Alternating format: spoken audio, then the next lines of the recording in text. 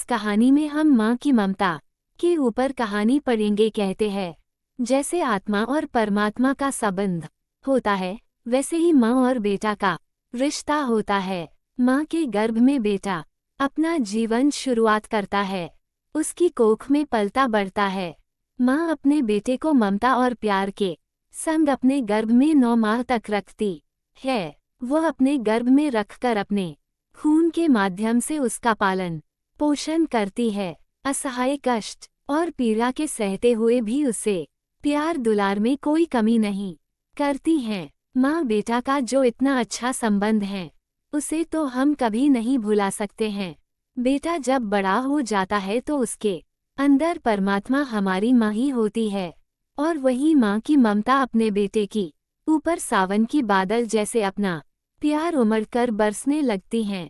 वह ऐसी बरसती है कि कभी समाप्त नहीं होती है। सावन के बादल तो बरस जाने के बाद चूक जाते हैं, लेकिन माँ की ममता के बादल कभी नहीं चूकते हैं। जिसे हम सच्चे दिल से चाहते हैं, उसके लिए कुछ भी लुटाने के लिए तैयार रहते हैं। उसके लिए बहुत बड़ा त्याग और बलिदान भी छोटा लगता है। बहुत कुछ लुटाने के बाद भी ऐसा लगता है कि कुछ नहीं दे पाए। ये देना लूटना ही तो प्रेम है, जिससे हमारे रिश्ते जीवन भर के लिए गहरा हो जाता है और वो कभी नहीं टूटते हैं। यही वजह है कि माँ असहनीय कष्ट सहते हुए भी अपने संतान को अपने गर्भ में रखने पर परम आनंद का अनुभव करती है।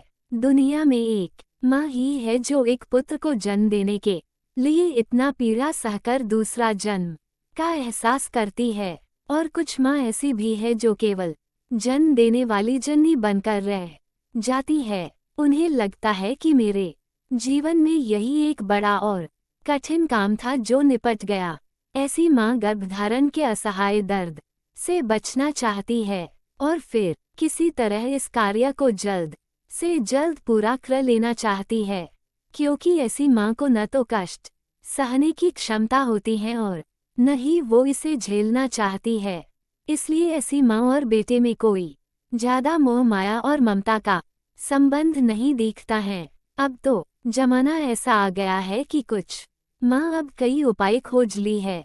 उन्हें जन्म देने का कोई झंझट न उठाना पड़े। माँ होने का आनंद तो अपनी संतान को स्वयं के माध्यम से जन्म होते देखकर ही आ पाती है। जब उसका बेटा उससे कहीं दूर जाता है तो उस पर घटने वाली घटना का अनुभव कर लेती है। उसे पता चल जाता है कि उसका बेटा कहीं किसी संकट में आ गया है। यह एक बहुत बड़ी वजह होती है। खुद के माध्यम से बच्चे को जन्म देने से अच्छा बुरा सुख दुख दोनों घटनाओं को वह पहले ही अनुभव कर लेती है। इसको को कहते हैं माँ की ममता। बस इतना ही। अगर आपको यह वीडियो अच्छी लगे तो folded hands please like subscribe जरूर कर दे।